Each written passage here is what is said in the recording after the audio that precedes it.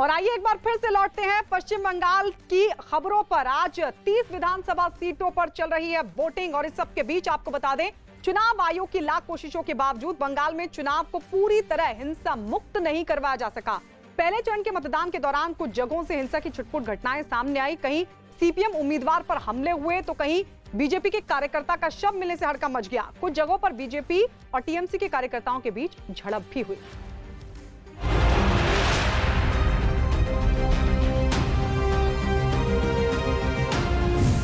बंगाल में मतदान के दौरान छिटपुट हिंसा। शालबनी में सीपीएम उम्मीदवार पर हमला। केशियारी में बीजेपी कार्यकर्ता का मिला शव।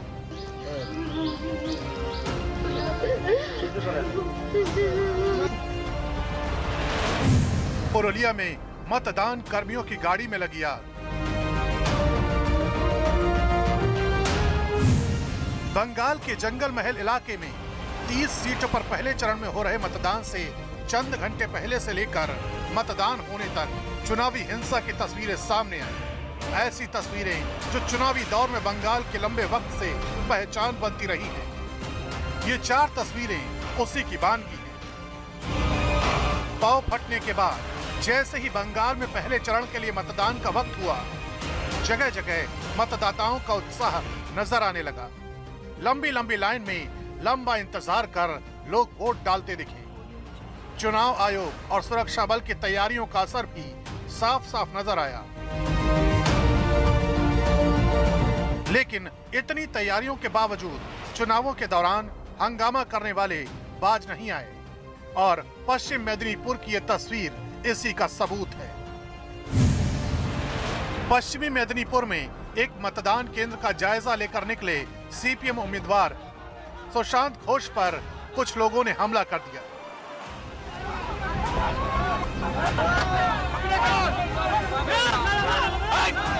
इसका एक वीडियो सामने आया जिसमें सुशांत घोष अपने समर्थकों की तरफ से हाथ हिलाते नजर आए। सुशांत घोष पर कुछ लोगों ने हमला कर दिया कि पीछे नजर आ रहे एक शख्स ने उन्हें धक्का दे दिया। इसके बाद सुशांत समर्थक भड़क गए और मौके पर मौजूद पुलिस वाले सुशांत को सुरक्षित ले जाते नजर आए।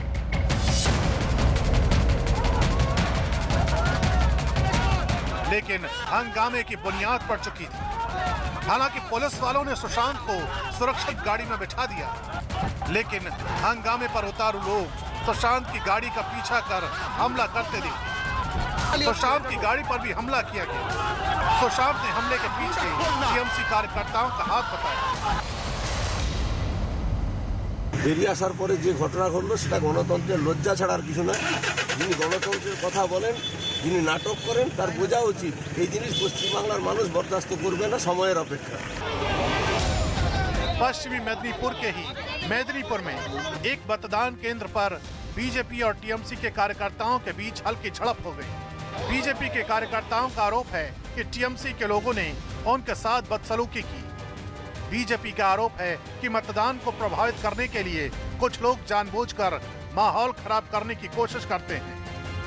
हालांकि मौके पर मौजूद सुरक्षा बल के जवानों ने हालात को बिगड़ने से बचा लिया। एक बार आके वो गलौज करते हैं और यहाँ माहौल तैयार करते हैं कि बहुत झड़प हुआ है। उसके बाद ये जो पड़ा है, यहाँ डॉक्टर, प्रोफेसर, इंजीनियर सब रहते हैं।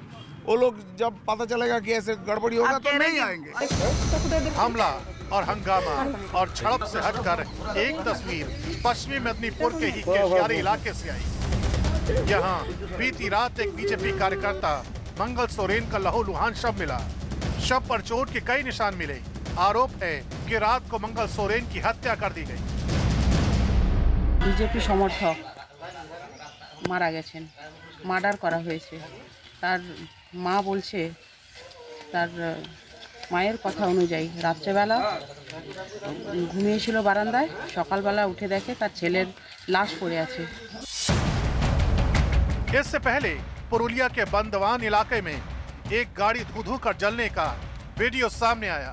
बताया गया कि ये गाड़ी बीती रात कुछ चुनाव कर्मियों को उनके केंद्रों पर पहुंचाकर लौट रही थी।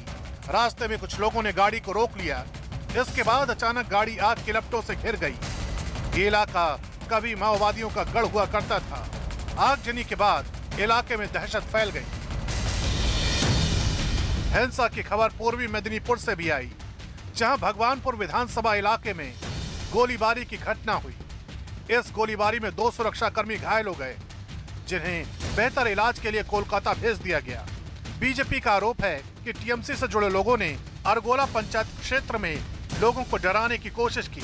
लोग वोट देने के लिए घरों से बाहर नहीं निकले, इसके लिए गोलीबारी की गई।